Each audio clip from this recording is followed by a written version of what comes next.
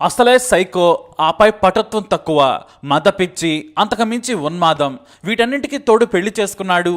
ఆ తర్వాత ఆ యువతికి నరకం చూపించాడు. చివరకు అర్ధరాత్రి ఆ యువతి తల్లిదండ్రులకు ఫోన్ చేసి విషయం చెప్పాడు. మీ అమ్మాయి హెల్త్ బాగాలేదు, ఆసుపత్రిలో చూపించమని చెప్పాడు ఆ సైకో.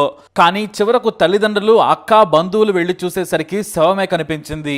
ఆ సైకో పేరు నాగేంద్రబాబు. ఉండేది విశాఖలోని గోపాలపట్నం నందమూరి కాలనీ. పేరుకి మనోడు నాగేంద్రబాబు, కానీ ఈయన అసలు బొస్స కొట్టలేడు, వానపామే. కానీ గత ఏడాది మోసం చేసి వసంత అనే అమ్మాయిని పెళ్లి చేసుకున్నాడు. ఎలక్ట్రీషియన్ గా పనిచేస్తున్న నాగేంద్రకు కనీసం మానవత్వం లేదు, మంచి చెడు తెలియదు. ఎందుకంటే విపరీతంగా భూత సినిమాలు చూసేవాడు. ఆ సినిమాల్లో మాదిరిగానే తాను భార్యతో చేయాలనుకున్నాడు. ఈ పైశాచికమైతే బాగా ఉంది, కానీ పవర్ లేదు. కానీ ఫైటింగ్ చేయాలన్న కుతూహలం బాగా ఉంది. అదే వసంత పాలిట శాపమైంది. విపరీతంగా ఫోన్లో సినిమాలు చూసేవాడు. అలానే అసహజ శృంగారం చేయాలని భార్య మీద ఒత్తిడి చేసేవాడు. కానీ భార్యకు తెలియకుండానే పటుత్వం పెంచే టాబ్లెట్లు వేసుకునేవాడు. అందుకోసం గూగుల్లో, యూట్యూబ్లో చాలాసార్లు వెతికాడు. ఎన్నో పరిశోధనల తర్వాత హిమాలయ కంపెనీ క్యానిటో టాబ్లెట్లు తెచ్చుకున్నాడు. 200 రూపాయలు పెట్టి 60 వయాగ్రా టాబ్లెట్లు తెచ్చుకున్నాడు. రాత్రి బెడ్రూమ్లోకి వెళ్లే ముందు మందు బెళ్లం మింగి ఉన్మాదిలా మారిపోయేవాడు. ఆ తర్వాత ఇక భార్యకు నరకం చూపించేవాడు. వీడియోలు చూపించి ఫారినర్స్లా ఎంజాయ్ చేయాలని నరకం చూపించేవాడు. ఆమె వద్దని వారిస్తున్నా, చస్తున్నానని చెబుతున్నా కూడా వినేవాడు కాదు. ఇలా రాత్రైతేనే పాపం ఆ యువతికి భయం వేసిపోయేది. ఎందుకంటే మందు బిళ్ళలు వేసుకుని తెల్లారి వరకు ఇబ్బంది పెట్టేవాడు. పాపం వసంత తట్టుకోలేక పుట్టింటికి వెళ్ళింది. తన తల్లిదండ్రులతో విషయం చెప్పుకోలేకపోయింది.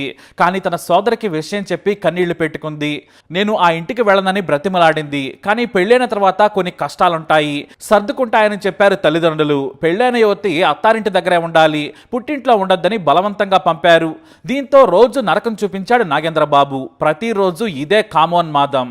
శక్తి లేకపోవడంతో మందు బిళ్ళలు వేసుకుని సైకోలా రెచ్చిపోయేవాడు. చివరకు నీలి చిత్రాలకు బానిసయ్యాడు. ఆ తర్వాత కామోద్రేహాన్ని పెంచే గోళీలు వేసుకుని దున్నపోతులా భార్య మీద పడేవాడు. తనకు నచ్చినట్లుగా, లేదంటే వీడియోలో ఉన్నట్టుగా శృంగారం చేయాలని హింసించేవాడు. ఆమె పాపం భరించలేకపోయింది, భర్తను వద్దని వారించింది.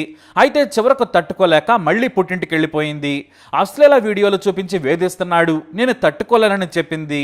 అతను తల్లిదండ్రులతో మాట్లాడి సర్ది చెప్పారు. అయితే వసంత తల్లిదండ్రులు మాత్రం అందరి మాదిరిగానే సర్ది చెప్పారు.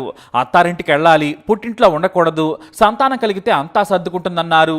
బంధువులు కూడా భర్త తోడుండాలని రొటీన్ డైలాగులు చెప్పారు. కానీ నాగేంద్రబాబు పైశాచికత్వం ఎవ్వరికీ తెలియదు. 4 గోడల మధ్య ఉన్మాదిలా రాక్షసత్వం చూపించాడు. భరించిన నరకం ఆమెకే తెలుసు. కానీ తల్లిదండ్రులు చెప్పడంతో ఇక తప్పదని ఆమె అత్తారింటికి మళ్లీ వెళ్ళింది. మళ్లీ ఆ రాక్షసుడు వయాగ్రా టాబ్లెట్లు వేసుకుని పశువులా ప్రవర్తించాడు. తట్టుకోలేకపోయింది వసంత. రాత్రి 7 గంటల సమయంలో తన బావకు ఓ మందుల డబ్బా ఫోటో పెట్టింది. దీన్ని ఎందుకు వాడతారో కనుక్కోమని చెప్పింది.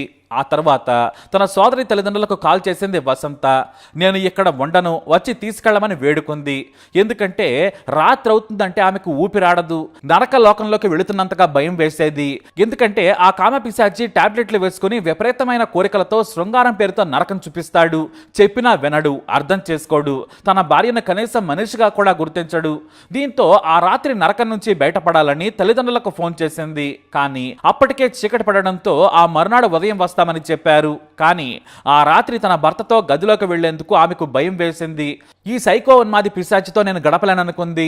ఇంతలో రాత్రి 11:30 దాటిన తర్వాత వసంత తల్లిదండ్రులకు కామోన్మాది నాగేంద్రబాబు కాల్ చేశాడు. కానీ అతనేం మాట్లాడలేదు. తన బంధువులకు ఫోన్ ఇచ్చి భయంకరమైన వార్త చెప్పాడు. వసంత ఆరోగ్యం బాగాలేదు, ఆసుపత్రిలో జాయిన్ చేశాం, మీరు వెంటనే రావాలన్నారు. వసంత తల్లిదండ్రులు కంగారు పడ్డారు. ఎంతో భయపడి ఆసుపత్రికి చేరుకున్నారు.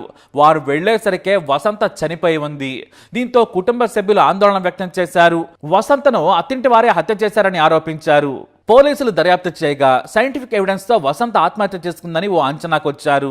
అయితే అతని ఫోన్ను చూసిన పోలీసులు షాక్ అయ్యారు. నిత్యం నీలి చిత్రాలు చూసేవాడు. వందలాది వీడియోలు అతని ఫోన్లో ఉన్నాయి. అంతేకాదు శృంగార పటుత్వాన్ని పెంచే మాత్రల కోసం కూడా వెతికినట్లు గూగుల్ హిస్టరీలో ఉంది. శృంగార సామర్థ్యం పెంచుకోవడం ఎలా అని సెర్చ్ చేశాడు. అతని ఫోన్లోని వీడియోలు, సెర్చ్ హిస్టరీ చూసి షాక్ అయ్యారు విచారణ అధికారులు. ఇటు వసంత చనిపోయే ముందు తన బావకు ఫోటోలు పంపింది. అవి హిమాలయ కంపెనీకి చెందిన టాబ్లెట్లు. అవి వేసుకుంటున్నాడని ఆ ఫోటో ద్వారా నిర్ధారించారు పోలీసులు. వికృత చేష్టలకు పాల్పడడం వల్లే వసంత చనిపోయిందని పోలీసులు భావిస్తున్నారు. ఈ నాగేంద్రని విచారణ చేస్తున్నారు అధికారులు. అతను నోరు విప్పితే కానీ అసలు విషయం బయటపడదు.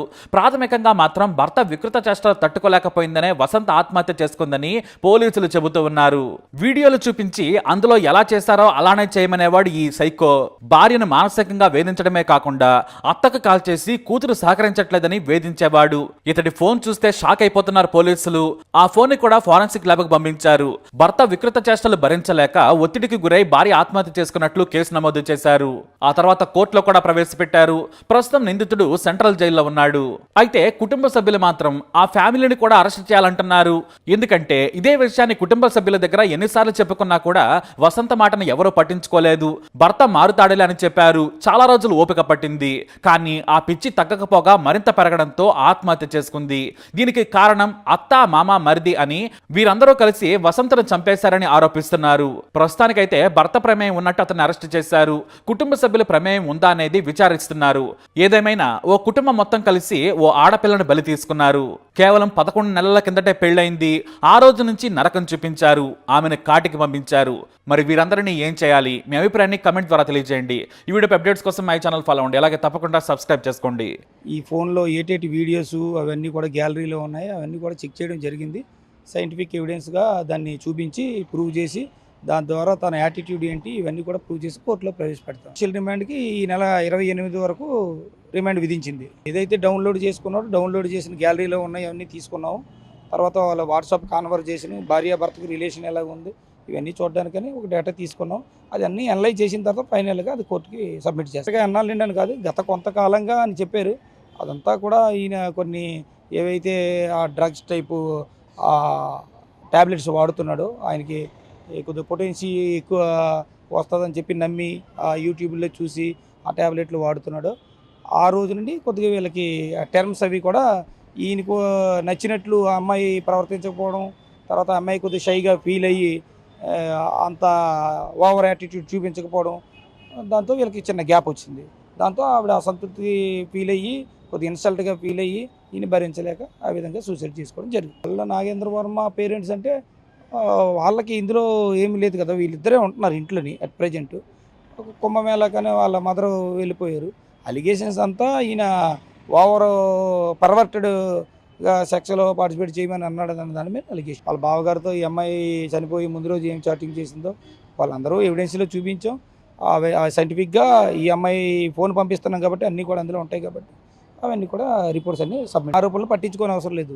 అంతా సైంటిఫిక్గానే మేము ప్రూవ్ చేస్తాం. ఏమైనా ఉందంటే 3 డిపార్ట్మెంట్స్ ఇన్వాల్వ్ అయ్యి ఉన్నాయి. ఇది పోలీస్ డిపార్ట్మెంట్ ఇన్వెస్టిగేషన్ చేస్తుంది. పంచనామాలు మండల మేజిస్ట్రేట్ చేశారు. పోస్ట్ మార్టం రిపోర్టు డాక్టర్ చేశారు. వాళ్ళందరూ కూడా ఏదైతే రిపోర్ట్లో వాళ్ళకి వచ్చిందో ఆ సర్టిఫిక్ ఆధారాలతోనే కోర్టుకి సబ్మిట్ చేస్తారు. ల్యాబ్ వాళ్ళందరూ అనలైజ్ చేసి ఎక్స్పర్ట్స్ ఉంటారు. వాళ్ళందరూ అనలైజ్ చేసి రిపోర్ట్ ఇస్తారు.